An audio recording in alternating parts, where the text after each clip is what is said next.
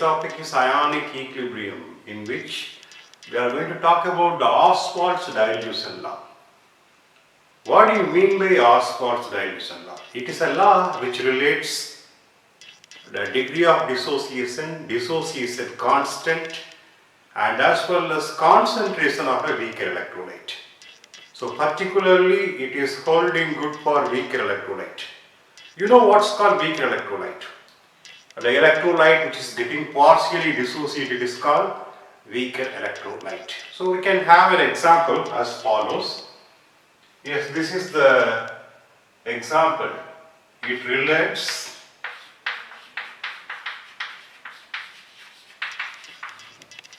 the degree of dissociation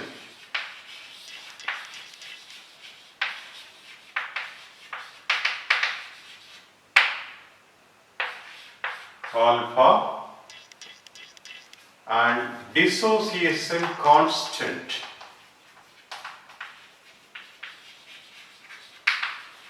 it might be either Ka or Kb, Ka for weaker acid and Kb for weaker base, and concentration of weaker electrolyte. So this might be given by the letter capital C. So these three parameters, namely the degree of dissociation, Ka or Kb and concentration, are to be related in this law called Ostwald's dilution law. Consider the following electrolyte, CH3COOH. It gets partially dissociated to form CH3COO minus and then H plus. So it's an example of weaker electrolyte. In particular, it's a weaker acid. It gets partially dissociated to form acetate as well as H plus. And we can find the dissociation constant for this, Ka, that is equal to the product of active masses of acetate and hydrogen plus divided by the concentration of undissociated acetic acid. Ostwald's dilution law, it is holding good for weaker electrolyte, and it relates the degree of dissociation, dissociation constant, and as well as concentration of electrolyte. Here we were taken a weaker electrolyte, it's nothing but acetic acid. It gets partially dissociated to form acetated H plus. And we should calculate the concentration of all the three substances, namely the acetate, H plus and acetic acid. It can be calculated as follows.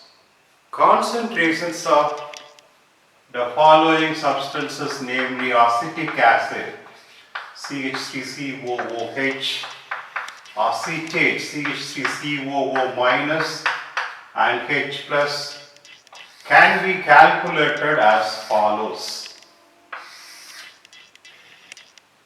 And we can consider the initial number of moles taken.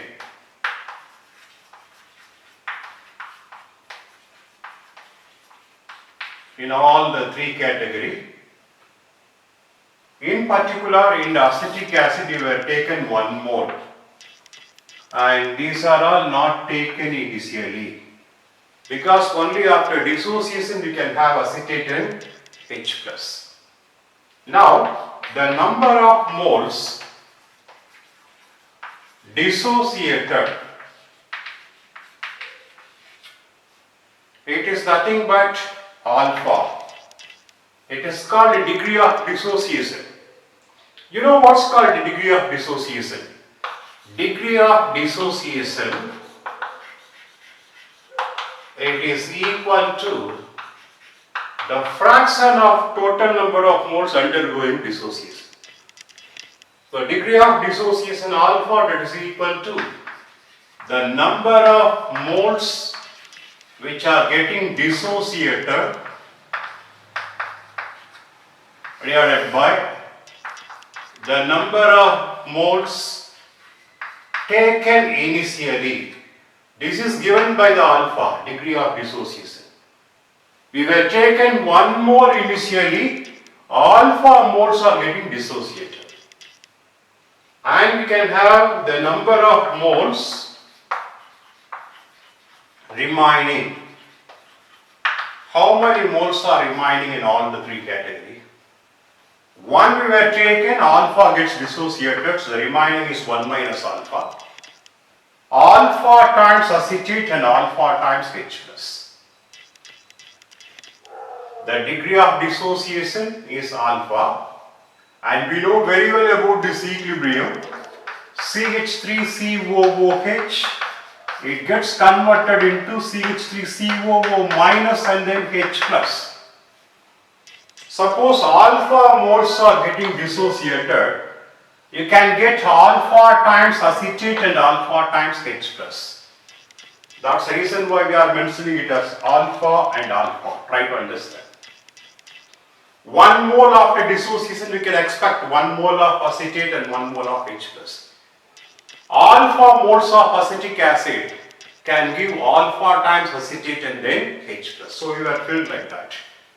And equilibrium concentration.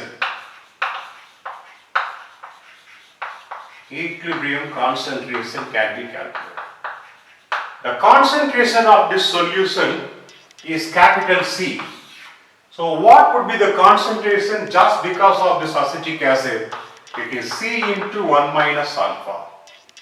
The total concentration is C, and the concentration because of acetate is C into alpha.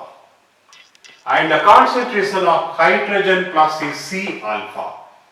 So we were calculated the concentration of all the 3 substances. Now these concentrations are to be substituted in our equation. We can do like that. The concentrations of acetic acid, acetate and H plus can be substituted in the following relationship. We already noted that Ka, that is equal to CH3COO minus into H plus divided by CH3COOH. All the values are known according to the previous table column. The concentration of this is C into 1 minus alpha, this is C alpha and C alpha. These 3 values can be used here in this expression. So what is the concentration of acetate? It is C alpha. So I can do the substitution C alpha. What's the concentration of H plus? It is C alpha. What's the concentration of acetic acid? It is C into 1 minus alpha.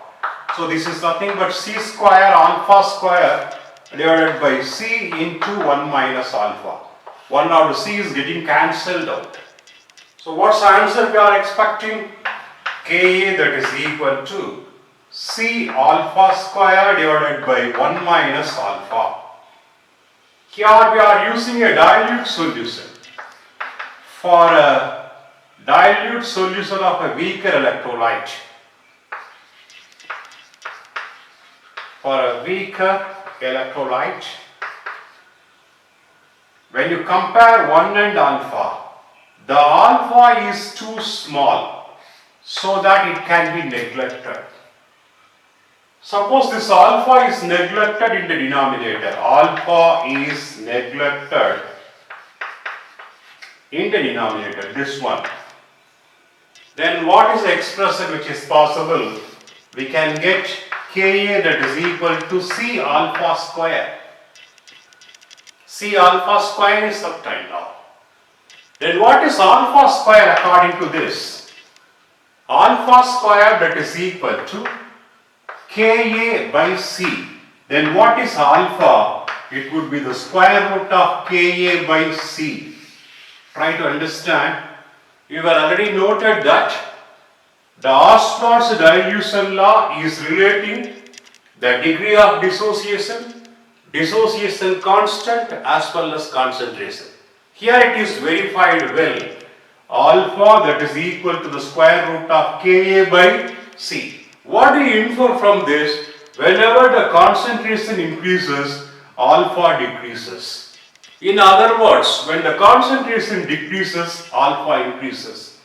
Decrease in concentration is nothing but dilution.